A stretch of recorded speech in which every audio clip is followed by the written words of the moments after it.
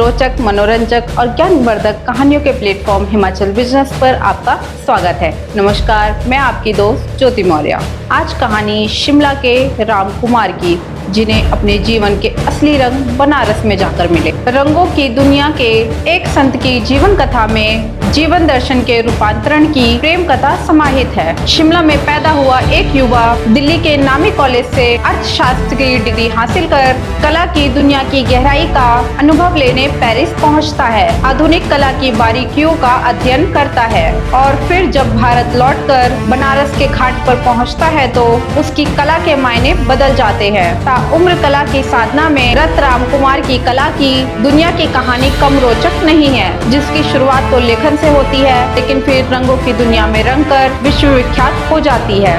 कला की दुनिया की ऊंची उड़ान का अंदाजा इसी बात से लगाया जा सकता है कि national gallery of modern art New Delhi, Tata institute of fundamental research Mumbai, national museum Berlin और नेशनल म्यूजियम पुर्तगाल में जिस महान भारतीय चित्रकार के काम को संग्रहित किया गया है। चित्रकला की ललक ले गई पेरिस। 1924 में शिमला में जन्मे राम कुमार ने सेंट स्टीफन कॉलेज दिल्ली से अर्थशास्त्र की डिग्री लेने के बाद दिल्ली श्रीडा स्कूल ऑफ आर्ट से कला का अध्ययन किया। 1949 में उन्होंने भारत छोड़ दिया और फ्रांस दूतावास की ओर से प्रदान की गई स्कॉलरशिप पर पेरिस चले गए। पेरिस के आंद्रे लोटे और फर्नांड लेजर से पेंटिंग की बारीकियां सीखकर भारत लौटे। उसके बाद उन्होंने अमेडियो मोदिग्लियानी की शैली का अध्ययन किया और चित्रकला के आधुनिकतावादी प्रभावों को समझा। हालांकि 1958 में वे एक बार फिर पेरिस गए, लेकिन 6 माह बाद जब भारत लौटे और उन्हें बनारस जाने का अवसर मिला तो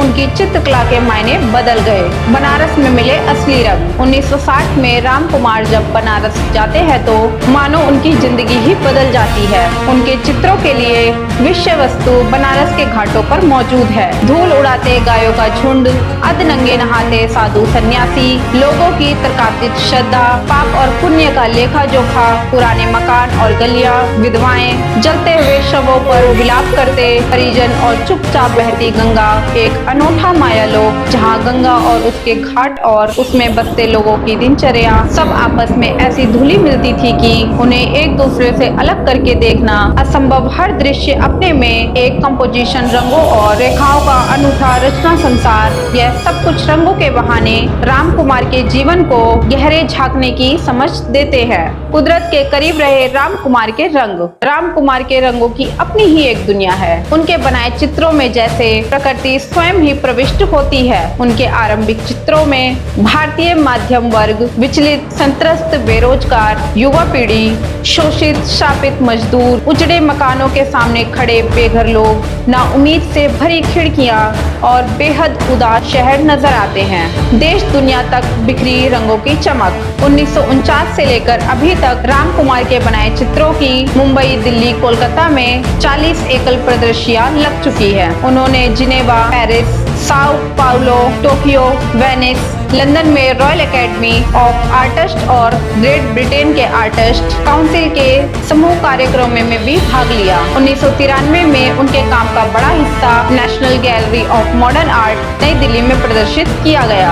भारत सरकार की ओर से 1979 में प्रतिष्ठित पद्मश्री से सम्मानित किया गया है। उन्हें पद्म विभूषण भी मिल चुका है। बनारस के बाद हिमालय में योगी राम कुमार बनारस के मुंह में ऐसे बंधे कि अल्प विराम और छोटे अंतराल के बाद वे अक्सर बनारस जाते रहे। उनके लैंडस्केप में बनारस की कई छवियां संवाद करते हुए मिलती हैं। 1959 में रॉकफेलर छात्रवृत्ति पर वे संयुक्त राज्य अमेरिका और मैक्सिको गए। 70 के दशक से उनका अधिकतर काम उत्तर भारत में दूर स्थित पहाड़ी प्राचीन आध्यात्मिक केंद्रों के अनुभवों और यादों पर आधारित है तथा लद्दाख के पहाड़ों और बौद्ध मठों के नजदीक प्रतीत होता है, मानो एक योगी जागृति की खोज में हिमालय में विचर रहा हो।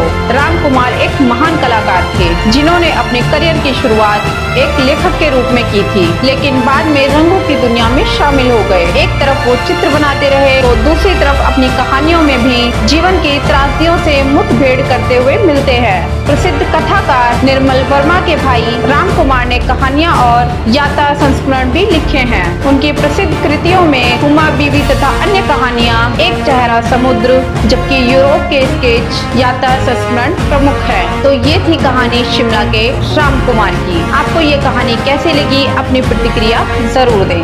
अगर आप इस वीडियो को YouTube पर देख रहे हैं तो चैनल को सब्सक्राइब करें। अगर आप इस वीडियो को Facebook पर देख रहे हैं तो पेज को लाइक और फॉलो करें। आप हमें Instagram और Twitter पर भी फॉलो कर सकते हैं। ऐसी ही रोचक, मनोरंजक और ज्ञानवर्धक कहानियों को जानने के लिए जुड़े रहे हिमाचल बिजनेस के साथ। बहुत बहुत धन्यवाद।